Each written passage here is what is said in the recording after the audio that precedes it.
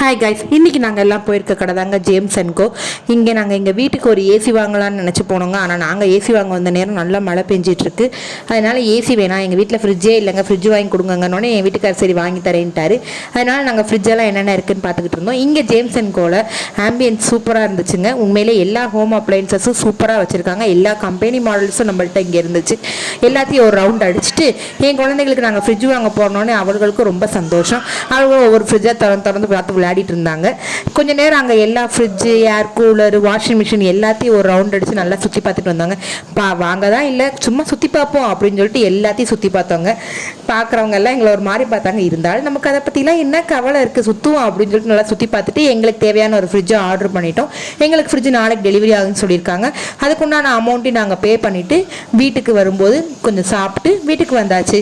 எங்களோட ஃப்ரிட்ஜோட unboxing video next video upload பண்ணுறேன். மறக்காமல் சப்ஸ்கிரைப் பண்ணுங்கள். பாய்.